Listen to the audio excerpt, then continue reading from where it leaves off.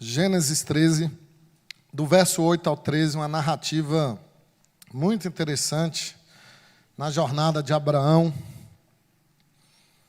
Gênesis 13, do 8 ao 13. Vamos ler de pé?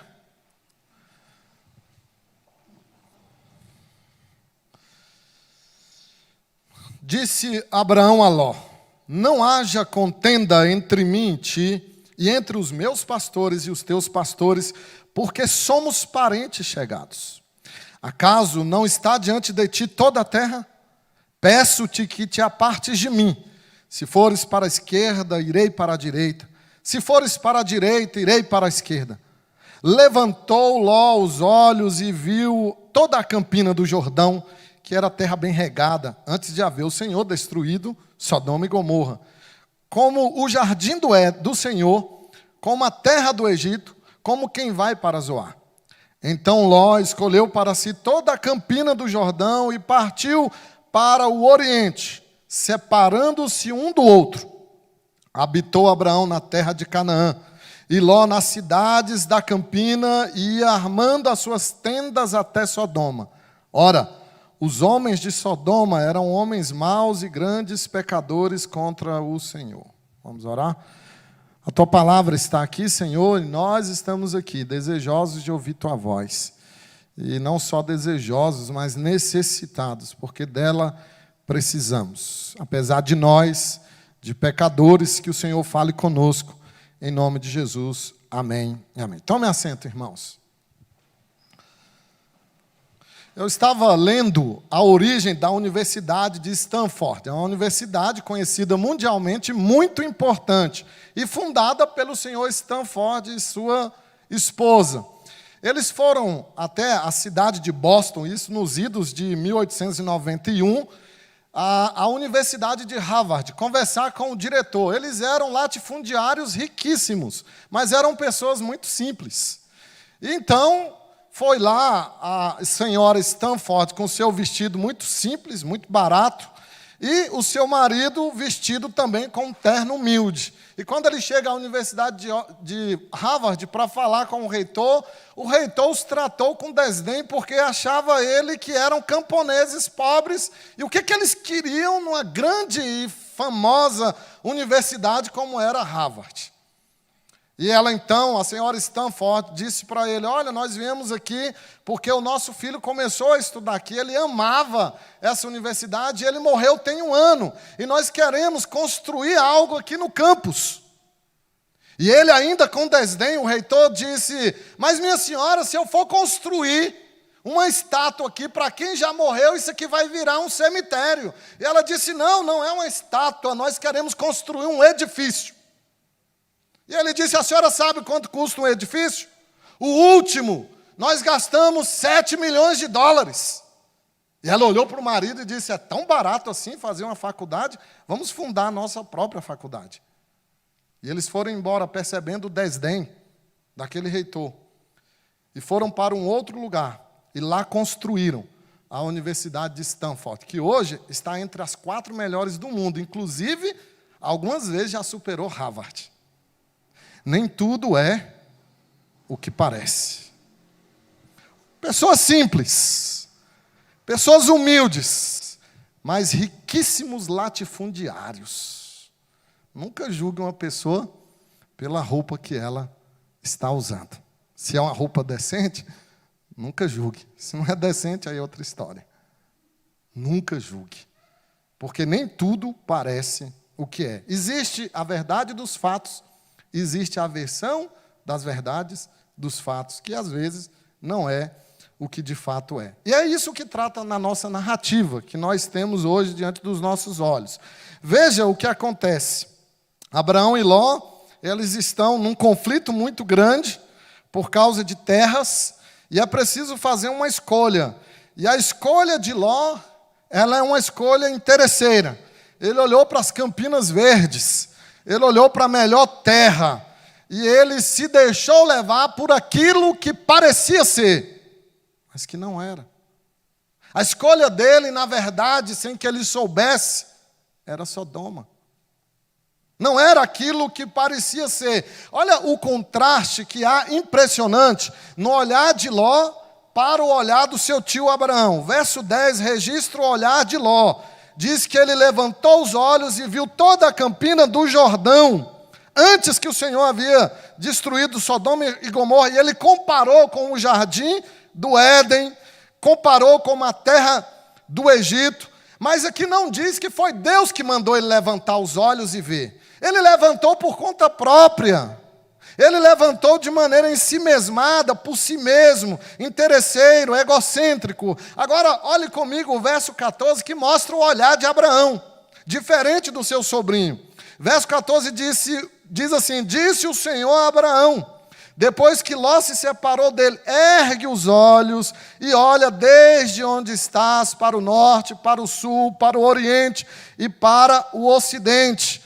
O olhar de Abraão é um olhar teocêntrico, é um olhar segundo a ordem de Deus. Ele olhou por Deus, para aquilo que Deus indicou. O de Ló foi um olhar de si próprio, para o que o seu coração desejou. Por isso a sua escolha foi terrível. Ele viu as campinas, mas na verdade era Sodoma antes de ser destruída. Nem tudo parece o que é, irmãos. Nem tudo parece. E é isso que eu quero trabalhar com os irmãos nessa noite. Tirar algumas lições dessa situação que envolve Ló e o seu sobrinho.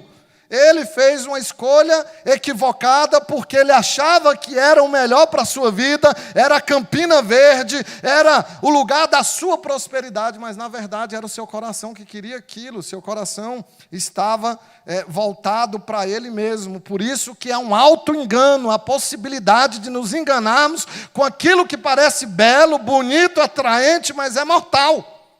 E como nós podemos superar esse engano daquilo que parece, mas não é? Primeira lição que o texto nos dá, para você não se enganar com o que parece, mas não é a lição de que é preciso voltar. É preciso voltar. Olha aí o que diz o verso 1 até o verso 4. Saiu, pois, Abraão do Egito para o Neguebe, ele e sua mulher e tudo o que tinha, e Ló com ele. Era Abraão muito rico, possuía gado, prata e ouro. Fez suas jornadas do Neguebe até Betel, até ao lugar onde primeiro estivera a sua tenda entre Betel e Ai, até ao lugar do altar que outrora tinha feito, e aí Abraão invocou o nome do Senhor. Meus irmãos, a vida de Abraão, ela é marcada por altos e baixos. Se você ler o capítulo 12 de Gênesis, você vai perceber que, não obstante ele ser um homem de fé, um homem seguidor do Senhor, ele passou por períodos de declínio espiritual profundíssimos.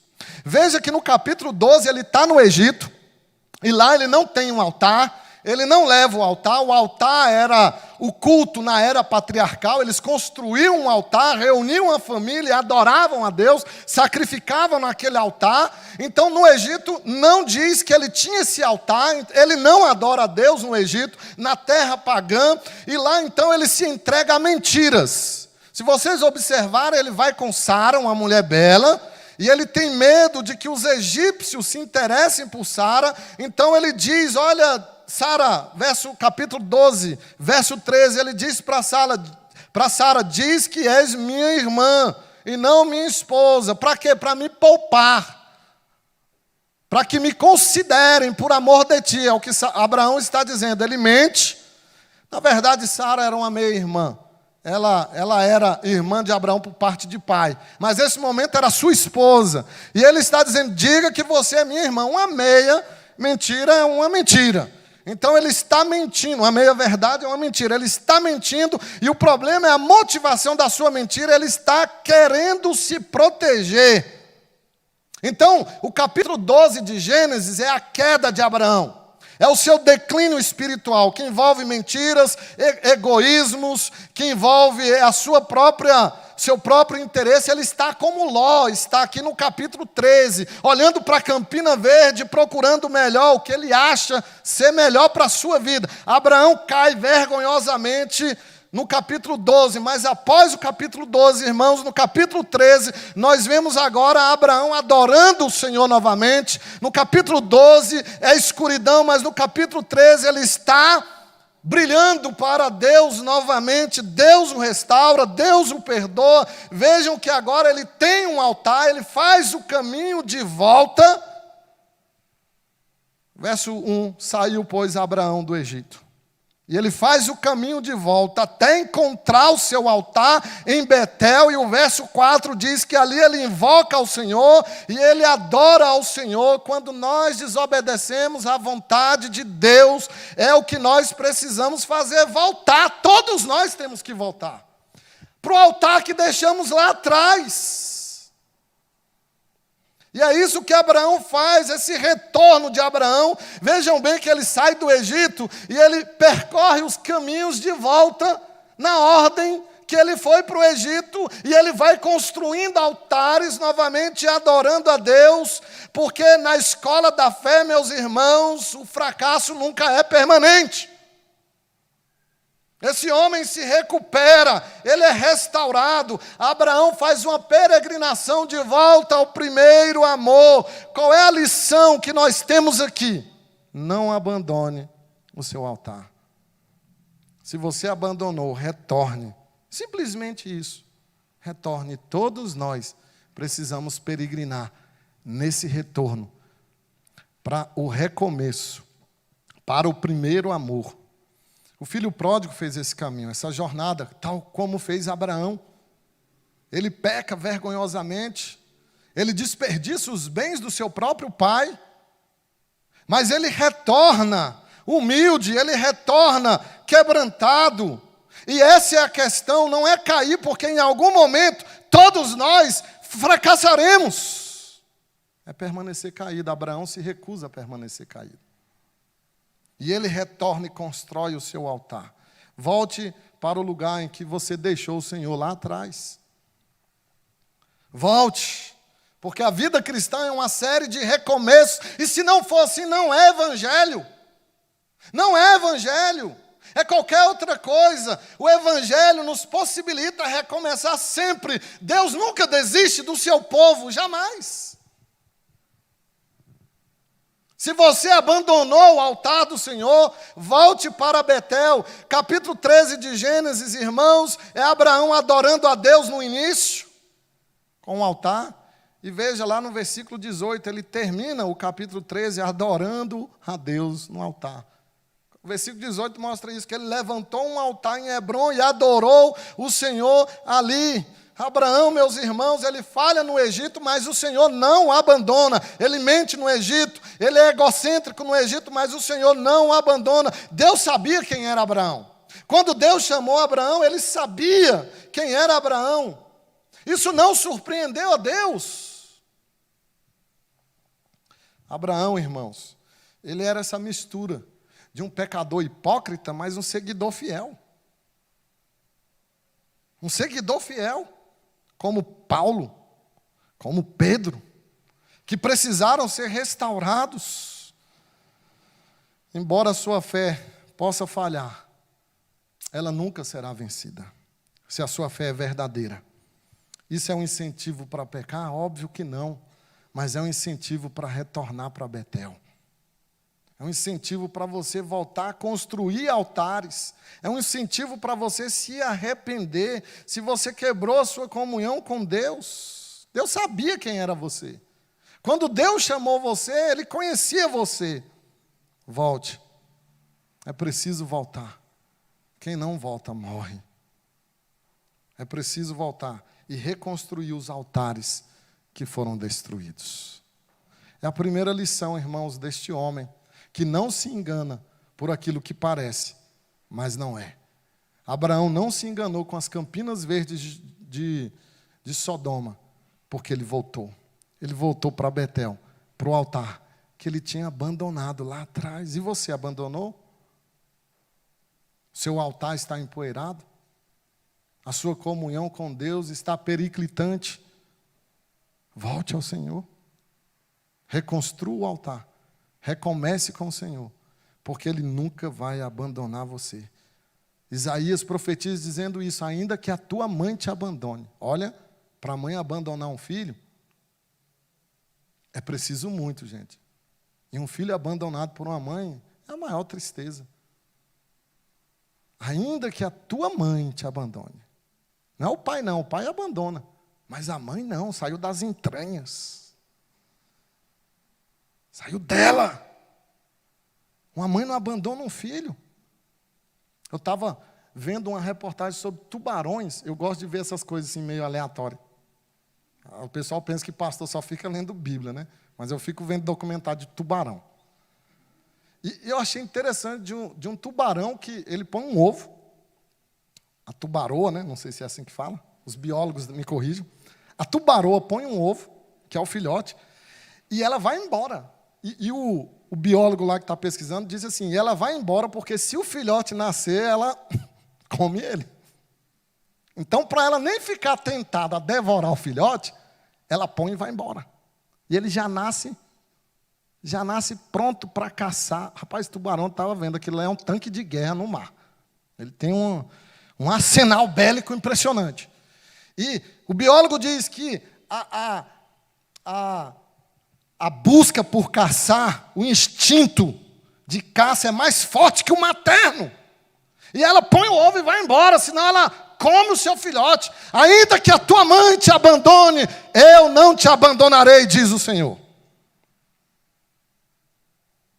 Isaías, irmãos, é tão vívido quando fala do amor de Deus e da incapacidade de Deus de nos abandonar, que ele disse: eu te amei tanto que eu te escrevi na minha mão. Deus te tatuou na mão dele. E nada vai tirar isso. Nada. Volte. É só voltar. O que Deus pede é só isso. Volte e reconstrua o altar. Aí você não vai se iludir com as campinas verdes de Sodoma. Segunda lição do texto, irmãos. Para você não se enganar com o que parece, mas não é. Aprenda, cobiça traz conflito. Cobiça traz conflito. Verso 5. Vamos ler até o verso 9.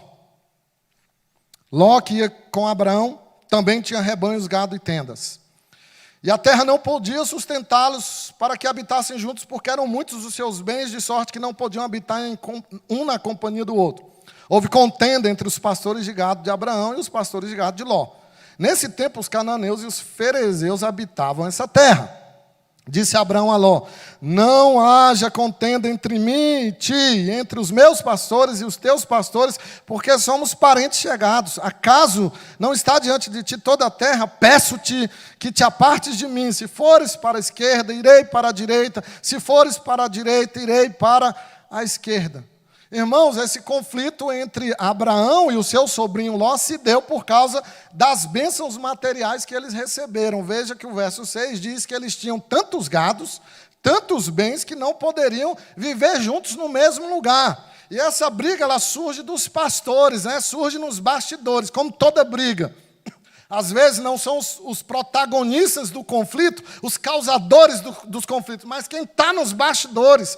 E nos bastidores estavam esses pastores de ambos, e eles brigavam por causa dos bens que possuíam.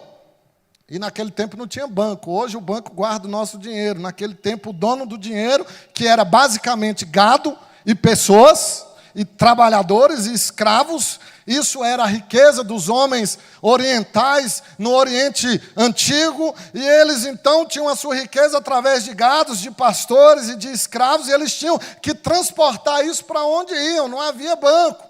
E esses pastores entram em conflito, e Abraão, irmãos, embora reprovado lá no Egito, ele mente 2 vezes, lá no Egito, embora fragorosamente caído no Egito, aqui nesse teste ele passa com nota máxima, porque Abraão chama o seu sobrinho e diz assim: olha, eu não quero ser um encrenqueiro, eu serei um pacificador, vamos nos separar, escolhe para onde você quer ir. E a preferência de escolha era de Abraão, primeiro porque Abraão era idoso, segundo porque Abraão, ele é quem havia recebido a promessa daquela terra, não era Ló. Mas ele deixa o seu sobrinho escolher para que não houvesse contenda. Se já era triste eles brigarem, porque o texto, irmãos, diz que eles eram chegados, parentes chegados, diz aí o texto. Então, significa que Ló não era simplesmente um sobrinho. O hebraico aqui quer dizer que ele era como se fosse um filho. E muito mais para Abraão, que já era um idoso e não tinha ainda um herdeiro. Talvez ele pensasse em Ló como seu herdeiro. Então foi uma separação dolorosa. Eles eram chegados, diz o versículo 8. Foi muito triste esse conflito entre eles. Mas o mais triste ainda é que no verso de número 8 nos diz que os cananeus e os ferezeus habitavam essa terra, eram homens pagãos e que viram essa briga de parentes chegados, essa briga de crentes, pagãos que estão na arquibancada observando os crentes entrarem em conflito, se digladiando por causa de bens, e como isso, o texto quer mostrar isso, que esse conflito foi um péssimo testemunho para aquele povo pagão. E quantas vezes, irmãos, como pastor, eu vou visitar alguém que nem é crente, ou é um parente de um crente da igreja, mas não é crente, e ele sabe de todas as brigas da igreja. E ele sabe de tudo o que acontece aqui. Como isso é triste. O texto enfatiza esses pagãos para mostrar que essa briga de Ló com Abraão foi um péssimo testemunho. E esse conflito foi por causa da cobiça de Ló. O cobiçoso era Ló. E o cobiçoso, por onde ele vai, ele dá problema. Lá no Egito, irmãos, Abraão deu problema porque o Egito não era o lugar de Abraão.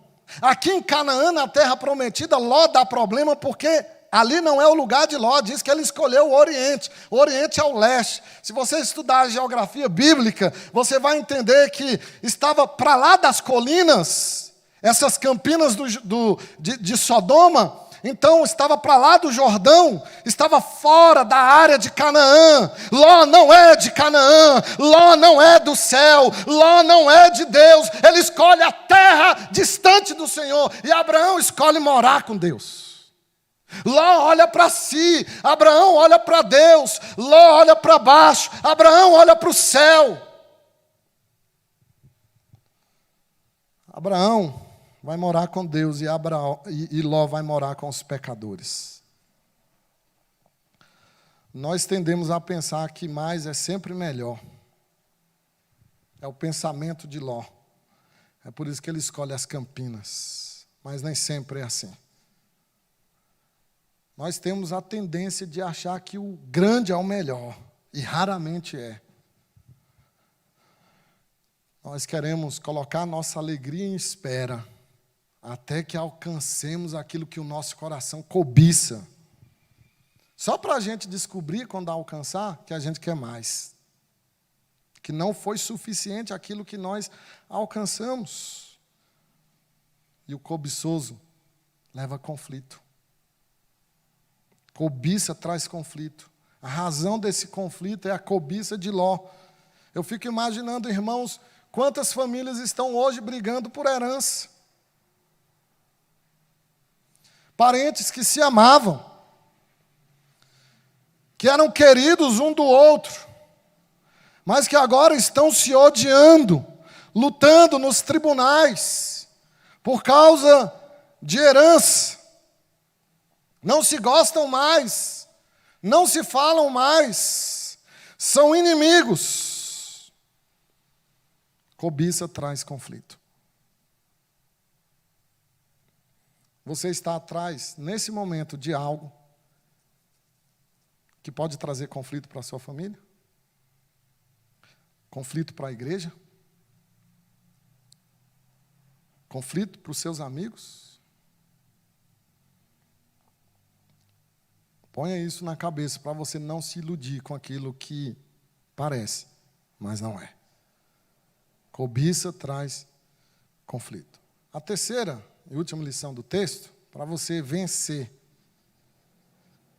finalmente, a tentação de cair no engano daquilo que parece, mas não é, aprenda que a provisão de Deus virá. Voltar é necessário, cobiça traz conflito, mas a provisão de Deus virá. Olha aí a partir do verso 14 o que diz o texto. Disse o Senhor a Abraão, depois que Ló se separou dele: ergue os olhos e olha, desde onde estás para o norte, para o sul, para o oriente e para o ocidente. Porque toda essa terra que vês, eu te darei, a ti e a tua descendência, para sempre. Farei tua descendência como o pó da terra, de maneira que se alguém puder, o pó da terra, então se contará também a tua descendência. Levanta-te, percorre essa terra no seu comprimento e na sua largura, porque eu te darei. E Abraão, mudando as suas tendas, foi habitar nos carvalhais de Manre, que estão junto ao Hebrom, e levantou ali um altar ao Senhor. O verso 14 ele é muito interessante, porque diz o seguinte, que veio a palavra de Abraão ao Senhor depois que Ló se separou dele. Aí nós ouvimos de novo a voz de Deus, depois que Ló se separou dele, porque essa separação ela não foi fácil. Essa separação infligiu em Abraão uma dor muito severa. Ele estava obrigado a se separar de alguém que não era um simples parente, era alguém querido, talvez aquele que ele pensasse que fosse o seu descendente, o seu herdeiro. E ele tem que se separar, e é por isso que Moisés destaca que depois que Ló se separa dele, veio a palavra do Senhor como remédio para aliviar a dor de Abraão. A palavra de Deus é a sua provisão para as nossas vidas. A palavra de Deus é o que de fato irá nos completar. A palavra de Deus é o que trará contentamento ao nosso coração. Abraão não estava, irmãos, preocupado com o seu futuro. Ele não estava preocupado. Veja que Abraão escolhe o vale árido, seco. Não tem campina verde onde Abraão olha. Deus manda ele olhar tudo, ele olha para o vale do Jordão. Não era atraente como eram as campinas de Sodoma. Ele não está preocupado com isso. Ele sai para explorar a terra. E ele vai mudando a sua tenda de acampamento em acampamento, e o texto diz que para onde ele vai, ele leva o altar. Ele reconstrói o altar. A adoração flui da confiança em Deus. Abraão confia em Deus e por isso ele adora a Deus, não obstante estar na terra seca, na terra árida, porque quando nós estamos com Deus, não importa para onde vamos. Pode ser árido, pode ser seco, pode não ser campina de Abraão. Não é para onde vamos, é com quem nós vamos. E com quem você fica. Abraão ficou em Sodoma, Ló ficou em Sodoma com os pecadores. Abraão foi para o deserto, mas ele foi com Deus. E onde nós vamos com Deus é um santuário. Onde nós vamos com Deus, pode ser o pior deserto, é o melhor lugar, é o lugar mais seguro. Por isso, irmãos, que Abraão não briga com Ló. Você quer ganhar uma briga, um conflito? Não brigue, não se defenda. Deixa que Deus faz isso. Deixa que Deus faz isso. Eu tenho esse problema, eu gosto de enfrentar e de bater de frente. Mas eu tenho aprendido, deixa falar, deixa bater, não se defenda. E sabe com quem que eu aprendi? Um dia eu estava numa reunião de pastores e tinha uma matéria lá para tratar. E aí um pastor lá falou contra essa matéria. E eu pedi a palavra que eu ia falar. E tinha um pastor, hoje ele é falecido. Na hora que eu levantei, ele pegou no meu braço e olhou para mim e falou assim: não se defenda. Aí o presidente falou: fala, Fábio. Eu falei: não quero mais falar, não. Aí eu sentei. Abraão não briga com Ló. Vai lá, Ló, escolhe. O que você quer? E Ló, ganancioso, escolheu as campinas verdes. Só que ele não sabia Deus iria destruir aquilo tudo em pouco tempo. Em pouco tempo. E Abraão foi para o deserto, mas foi com Deus. E quando você vai com Deus, o deserto é um santuário. O deserto é um oásis. Quando você vai com Deus, não importa para onde você vai, se você vai com Deus. Descanse na provisão de Deus. Isso traz contentamento. Abraão não briga, irmãos, porque ele sabe que Deus irá prover. Tinha um irmão na minha igreja anterior que ele tinha um problema com dízimo. Eu não acredito em dízimo. Eu não acho que o crente tem que dar dízimo. Ele tem que dar uma oferta a hora que ele quiser. E aí ele veio conversar comigo e eu ensinei a doutrina bíblica do dízimo, mas ele não aceitou. Aí eu falei assim, olha, a Bíblia diz para a gente fazer prova com Deus, se isso é real ou não. Faça uma prova. Se por acaso faltar um mês, você me fala que eu te entrego o dízimo. Do meu bolso, eu te devolvo. Depois de um ano, irmãos, ele chegou para mim e falou assim, pastor, eu me tornei um dizimista fiel, sabe por quê? Por causa daquela garantia que você me deu. Que se faltasse seria... Eu fiquei tão triste que eu falei para ele, que pena, meu irmão, que você acreditou na minha palavra e não acreditou na palavra de Deus. Você não acreditou que Deus iria prover a sua necessidade. Irmãos, Deus tinha um plano para Abraão, tinha um lugar para Abraão, o Senhor proveria, ele sabia da promessa de Deus que era suficientemente forte para sustentá-lo na terra escolhida. Ele confiava na graça e misericórdia de Deus que perdoou seus pecados no Egito. Ele conhecia a Deus. Por isso que ele não briga com Ló. Ele sabia que, de alguma maneira, a promessa de Deus brotaria do deserto. Abraão sabia disso. E é o mesmo para todos nós, irmãos. É o mesmo. O que Abraão viu pela fé, nós vemos na história. Deus provendo de maneira suficiente, poderosa, por meio do seu Filho na cruz, que morreu e ressuscitou no nosso lugar, e tal como aquele ladrão na cruz, que disse, olha, lembra-te de mim, quando entrares no paraíso, Jesus disse, você vai estar comigo no paraíso. O que Abraão viu pela fé, nós vemos pela história, nós vemos o paraíso, diante dos nossos olhos, descortinado diante de nós. Entre no paraíso, mesmo que até lá seja pedra, deserto, porta estreita, rejeições. O seu destino é o paraíso. Jesus cumpriu essa promessa, irmãos, aqui de Abraão, para nós. Ele enfrentou o deserto. Ele enfrentou a espada da ira de Deus. João 17. Olha que coisa maravilhosa, como a Bíblia se completa. Como ela é perfeita. Eu amo a Escritura, ela não falha. João 17, no verso de número 1, diz que tendo Jesus falado essas coisas, ergueu os olhos, como Abraão ergueu os olhos, e disse, é chegada a hora. De quê? De ir para a cruz. Para quê? Para dar o paraíso prometido a Abraão. Nós temos a provisão final de Deus. Nós não temos necessariamente um pedaço de terra. Nós temos uma pessoa. Jesus. Você pode confiar na provisão de Deus? Você acredita que Deus tem um plano para você e um lugar para você? E que Jesus já fez isso por você? Você pode hoje dormir e descansar na provisão de Deus? A provisão virá. Vejam que nem tudo o que parece é.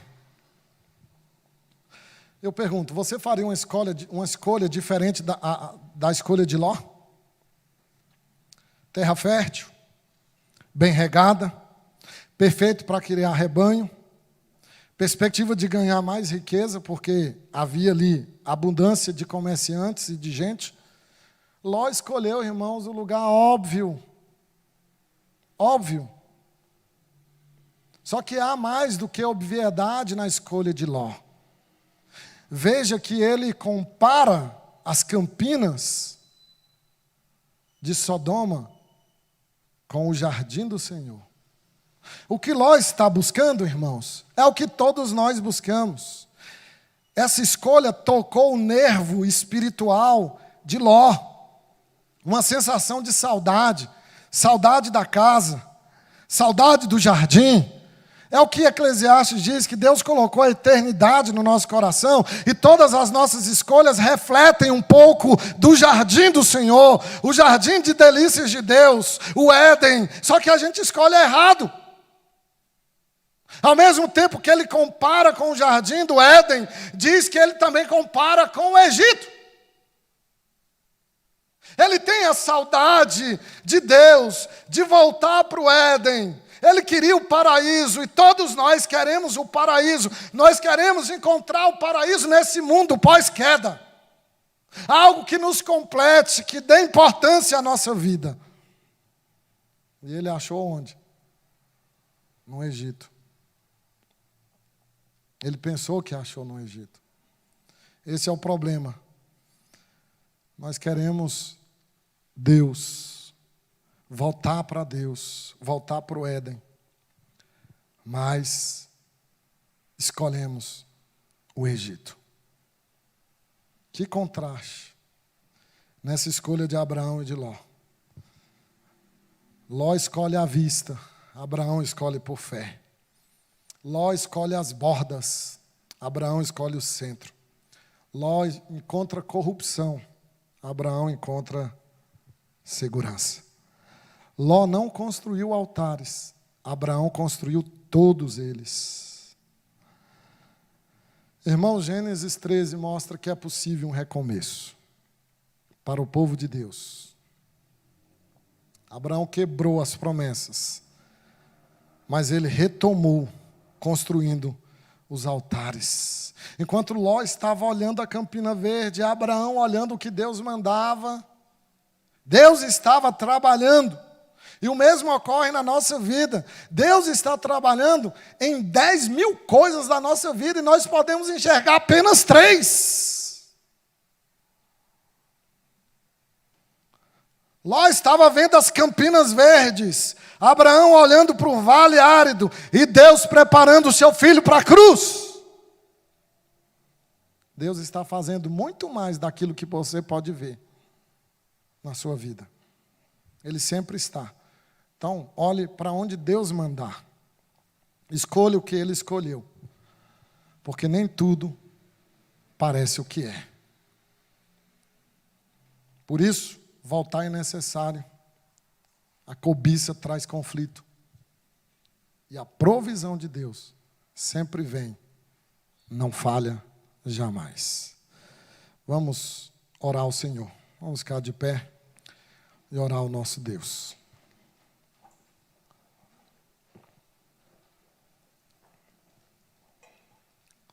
Ajuda-nos a erguer os nossos olhos, Senhor. Não por nós, mas por Ti.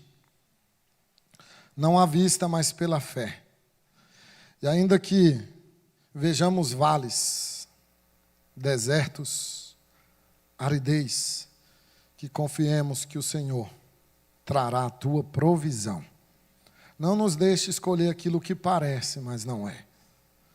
Não nos deixe, ó Deus, escolher segundo os nossos interesses.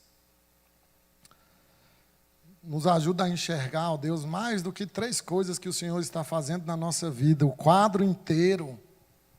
O Senhor está trabalhando por nós, incansavelmente. E nós conseguimos ver tão pouco. Nos preocupando, achando que a nossa vida está nas nossas mãos. Quantas vezes, Senhor, não dormimos bem, não comemos bem, não estamos bem, porque desconfiamos da provisão do Senhor, porque queremos ser os gestores da nossa vida, e não é assim. É o Senhor quem diz para onde temos de ir, e se é um vale, e se é um deserto, lá no fundo, lá no final, é o jardim de delícias. É Jesus, é teu filho, é a paz, é a segurança. Senhor, nós te pedimos, se temos quebrado a nossa comunhão contigo, se temos feito escolhas erradas, se temos destruído os altares, nos ajuda a voltar para Betel, Senhor, a reconstruir tudo. Nos ajuda, ó Deus, a confiar que o Senhor pode nos restaurar de maneira extraordinária. E que as promessas de Deus, elas são infalíveis e elas não dependem de nós, elas dependem do Senhor. Ó Deus, toca no nosso coração e nos dê a força para reconstruir os altares e voltar ao primeiro amor. É o que te pedimos. Obrigado, Senhor, por tua palavra, vívida e poderosa. E que a graça bendita de Deus, o amor de Cristo Jesus, a paz, o consolo do Santo Espírito repouse sobre a sua vida hoje e para todos sempre. Amém e amém.